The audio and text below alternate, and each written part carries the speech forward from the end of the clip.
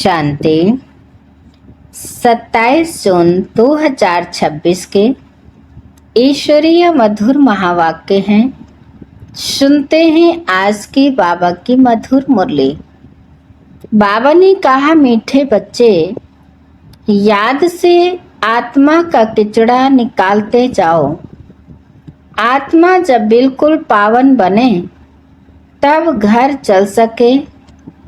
प्रश्न है, इस अंतिम जन्म में बाप के किस डायरेक्शन को पालन करने में ही बच्चों का कल्याण है?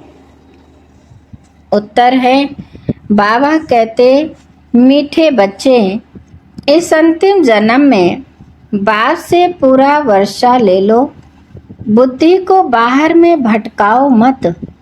विष को छोड़ अमृत पियो। इस अंतिम जन्म में ही तुम्हें 63 जन्मों की आदत मिटानी है। इसलिए रात दिन मेहनत कर देही अभिमानी बनो। ओम शांति। शांति धाम विश्रामपुरी है। इस दुनिया से सब थके हुए हैं, चाहते हैं कि हम अपने सुख धाम में जाएं। यह दुनिया अच्छी नहीं लगती। स्वर्ग को देखते हैं तो नरक से दिल कैसे लगे। कहते हैं, बाबा जल्दी करो, इस दुख धाम से ले चलो। बाप भी समझाते हैं, यह तो छी दुनिया है। इनका नाम ही है डेविल वर्ल्ड, नरक। यह कोई अच्छा अक्षर है क्या? कहाँ डीटी वर्ल्ड, कहाँ डेविल वर्ल्ड। इस डेविल वर्ल्ड में सब तंग हो गए हैं, परंतु वापस कोई जा नहीं सकते। तमो प्रधानता की खाद पड़ी हुई है। वह खाद आत्मा से निकले, उसके लिए पुरुषार्थ कर रहे हैं। जो अच्छे पुरुषार्थी हैं उनकी अवस्था पिछाड़ी में अच्छी हो जाएगी। यह पुरानी दुनिया खल्लास हो जाएगी। अब तो बाकी थोड़े रोज है। जब तक बाप आकर वापिस ना ले जाए तब तक कोई वापिस जा नहीं सकते। दुनिया में दुख है ना, घर में भी कोई ना कोई दुख रहता है। तुम बच्चों के दिल में है, बाबा अब हमें दुखों से छुड़ाने आए हैं। जो अच्छे निश्चय बुद्धि हैं वह बाप की याद को कभी भूलते नहीं। उनको कहा ही जाता है, सर्व का दुख हरता बच्चे ही पहचानते हैं। अगर सब पहचान ले तो फिर इतने सब मनुष्य कहाँ कर बैठे? यह हो न सके। इसलिए ड्रामा में युक्ति भी ऐसी रची हुई है। जो श्रीमत पर चलते हैं वही ओज पद पा सकते हैं। वह तो ठीक है, सजाएं खाकर भी शांति धाम अथवा पावन दुनिया में जाएंगे, परंतु ऊंच पद पाने के लिए तो पुरुषार्थ करना पड़े ना। दूसरा पावन बनने बगैर पावन दुनिया में कोई जा ना सके। यह जो कहते हैं कि फलाना ज्योति ज्योत समाया वापिस गया, यह हो नहीं सकता। जो पहले सृष्टि पर आए हैं, लक्ष्मी नारायण वह भी वापिस जा नहीं सकते, तो और कोई कैसे जा सकते हैं? इनके भी अब 84 जन्म पूरे हुए। अब जाने के लिए तपस्या कर रहे हैं। सब पुकारते ही हैं एक बाप को, ओ गॉड फादर, ओ लिबरेटर। वह गाइड फादर है, वह गॉड फादर है, दुख हरता सुख करता। कृष्ण आदि और किसको थोड़े ही पुकारते हैं। क्रिश्चियन हो मुसलमान हो, सब ओ गॉड फादर कह बुलाते हैं। आत्मा बुलाती है अपने फादर को। फादर कहते तब है जब समझते हैं हम आत्मा हैं। आत्मा भी कोई चीज है ना, आत्मा कोई बड़ी चीज नहीं है। वह तो एक स्टार है। और अति सूक्ष्म है। जैसे बाबा है वैसे ही आत्मा का स्वरूप है। अब तुम बाप की महिमा करते हो। वह सत्य चित्त है, ज्ञान का सागर, आनंद का सागर है। तुम्हारी आत्मा भी उनके समान बनती है। तुम्हारी बुद्धि में अब सारे सृष्टि के आदि मध्य अंत का ज्ञान आ गया है और कोई मनुष्य मात्र में यह ज्ञान नहीं है। सारा भारत, सारी विलायत ढूंढ लो, कोई को भी पता नहीं। आत्मा 84 जन्मों का पाठ बजाती है। 84 लाख तो इम्पॉसिबल है। 84 लाख जन्मों का तो कोई वर्णन ही न कर सके। बाप कहते हैं तुम अपने जन्मों को नहीं जानते हो। हम सुनाते हैं, वह सब सुनते हुए भी पत्थर बुद्धि समझते नहीं कि 84 लाख जन्म हो तो कोई सुना ही कैसे सकते। अभी तुम जानते हो हम ब्राह्मण हैं, हमने 84 जन्म लिए हैं। ब्रह्मा ने भी 84 जन्म लिए हैं। विष्णु ने भी 84 जन्म लिए हैं। ब्रह्मा सो विष्णु, विष्णु सो ब्रह्मा। लक्ष्मी नारायण ही 84 जन्म ले फिर ब्रह्मा सरस्वती बनते हैं। यह भी समझने की बात है ना। बाप कहते हैं हर 5000 वर्ष बाद आकर समझाता हूँ। 5000 वर्ष का चक्र है। अभी तुमने वर्णों का राज भी समझा है, हम सो का अर्थ भी समझा है। हम आत्मा सो देवता बनते हैं, फिर हम सो क्षत्रिय, हम सो वैश्य शूद्र बनते हैं। इतने इतने जन्म लेते हैं, फिर हम सो ब्राह्मण बनते हैं। ब्राह्मणों का यह एक जन्म है। यह है ही तुम्हारा हीरे जैसा जन्म। बाप कहते हैं यह तुम्हारा उत्तम शरीर है, इससे तुम स्वर्ग का वर्षा पा सकते हो। इसलिए अब और कोई तरफ भटको मत। ज्ञान अमृत पियो, समझ में भी आता है। बरोबर 84 जन्म लेते हैं। तुम पहले सतयुग में सतो प्रधान थे, फिर सतो बने, फिर चांदी की खाद पड़ी। एकदम पूरा हिसाब बताते हैं। अब गवर्नमेंट भी कहती है सोने में खाद आलाय मिलाओ, 14 कैरेट सोना पहनो, सोने में खाद डालना। यह भारतवासी अब सुगन समझते हैं। शादी कराते हैं तो एकदम सच्चा सोना पहनते हैं। सोने पर भी भारतवासियों का बहुत प्यार है। क्यों? भारत की बात मत पूछो। सतयुग में तो सोने के महल थे, सोने की ईंटें थीं। जैसे यहाँ ईंटों की ढेरी लगी रहती है, वहाँ सोने चांदी की ढेरी रहती है। माया मच्छंदर का खेल दिखाते हैं। उसने सोने की ईंटें देखी, सोचा ले जाता हूँ। नीचे उतरा तो देखा तो कुछ भी नहीं है। कुछ न कुछ बात लगती है। बच्चियां समझती हैं अभी हम फिर से स्वर्ग में जाते हैं। फिर अगर पति आदि तंग करते हैं तो बेचारे अंदर में रोती हैं, कब हम सुखधाम में जाएंगे। बाबा आप जल्दी करो। बाप कहते हैं बच्चे जल्दी कैसे करूं, पहले तुम योग बल से अपना किचड़ा तो निकालो। योग की यात्रा पर रहो। बाप धीरज देते हैं। पुकारते भी हो हे पतित पावन आओ, गाते भी हैं सर्व का सद्गति दाता एक। यहाँ की ही बात है। अकासुर बकासुर यह सब बातें इस संगम समय की हैं। यह है ही आसुरी दुनिया।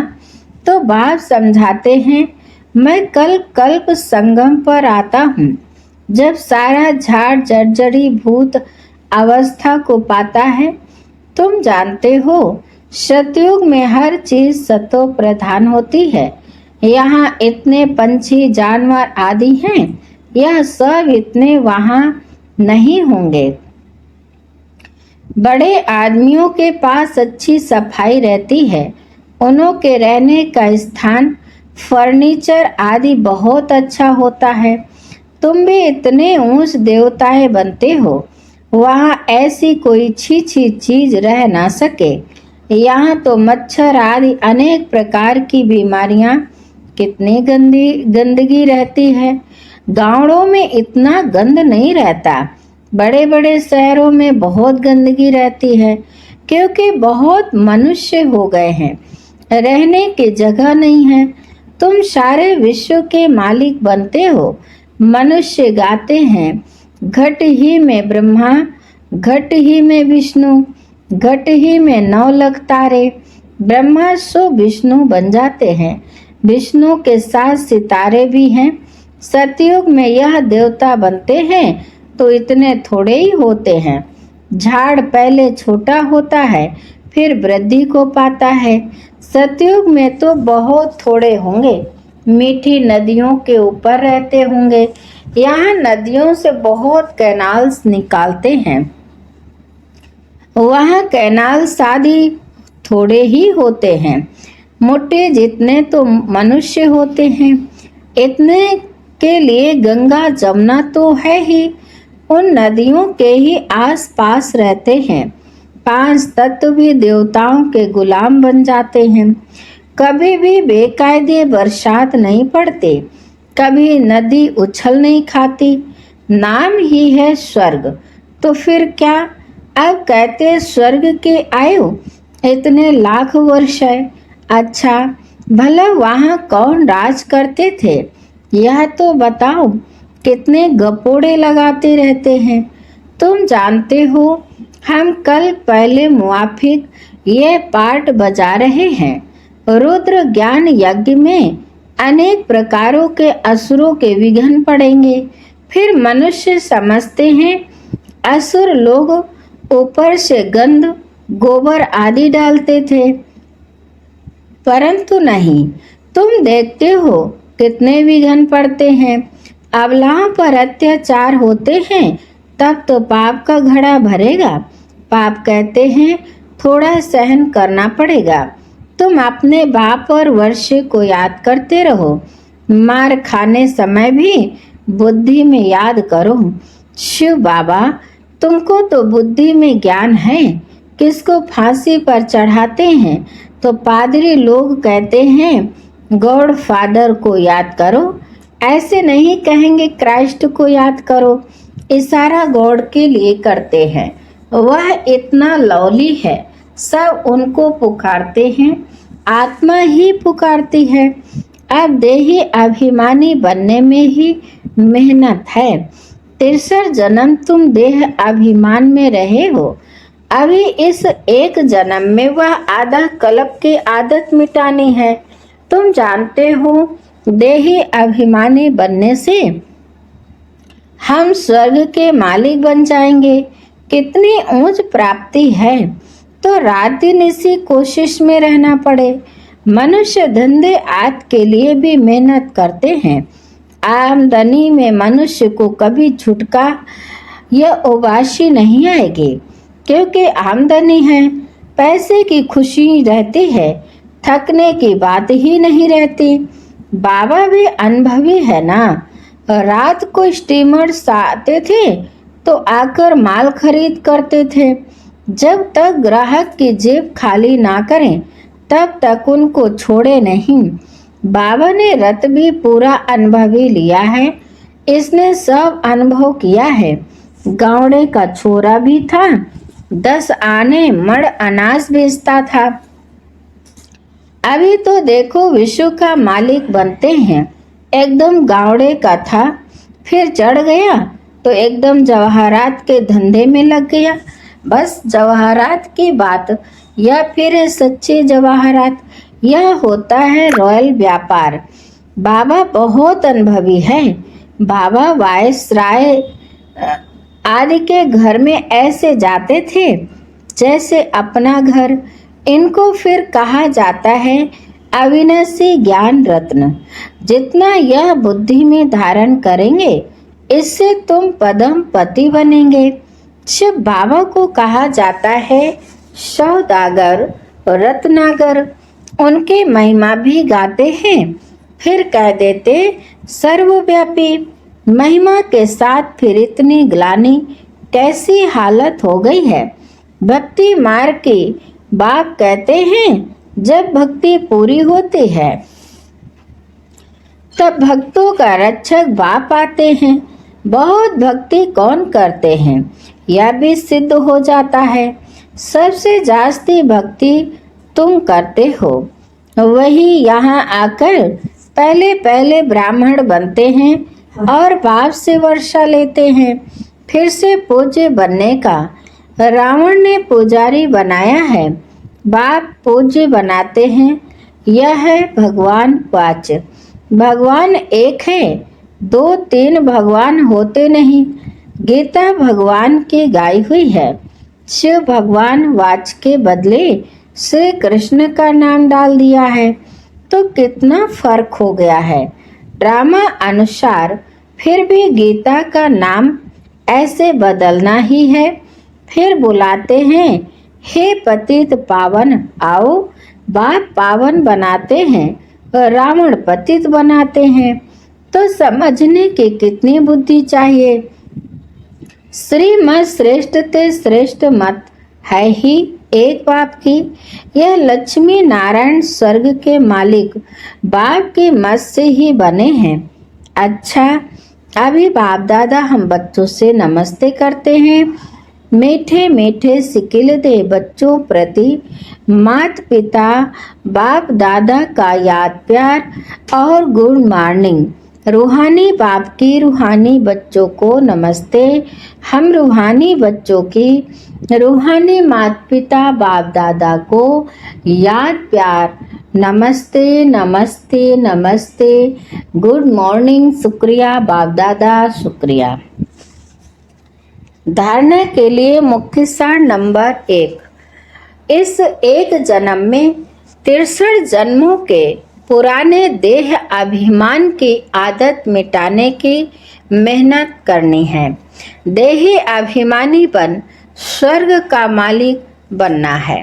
नंबर 2, इस हीरे तुल्य उत्तम जन्म में इस बुद्धि को भटकाना नहीं है, शतो प्रधान बनना है। अत्याचारों को सहन कर बाप से पूरा वर्षा लेना है। वरदान है, साकार बाप समान अपने हर कर्म को यादगार बनाने वाले आधार मूर्त और उद्धार मूर्त भव। विस्तार है, जैसे साकार बाप ने अपना हर कर्म यादगार बनाया, ऐसे आप सभी का हर कर्म यादगार तब बनेगा जब स्वयं को आधार मूर्त और उद्धार मूर्त समझकर चलेंगे।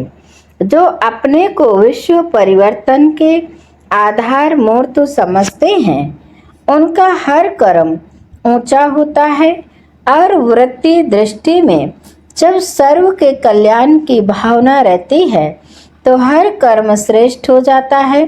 ऐसे श्रेष्ठ कर्म ही यादगार बनते हैं। स्लोगन है, सत्यता की शक्ति को धारण करने के लिए सहनशील बनो। अच्छा, आज के मूल्य के अव्यक्त इशारे हैं, सुनते हैं। सदा हर्षित रहने के लिए अपने नेचर को सरल बनाओ, सहनशील बनो। इस सहज योगी जीवन में अगर मुश्किलातों का अनुभव होता है तो सहज राज्य कैसे करेंगे। यहाँ के संस्कार ही वहाँ ले जाएंगे। देखो, आपके यादगार जो देवताओं के चित्र बनाते हैं, उनकी सूरत में सरलता जरूर दिखाते हैं। तो जो जितना सहज पुरुषार्थी होगा, वह मनसा में भी सरल, वाचा में भी सरल, कर्म में भी सरल होगा। उसको ही फरिश्ता कहते हैं। अच्छा, आज की मुरली यहीं पर समाप्त होती है। मीठे मीठे प्यारे प्यारे बाप दादा को दिल से बहुत बहुत शुक्रिया। आप सभी महान आत्माओं को भी दिल से शुक्रिया। ओम शांति शांति।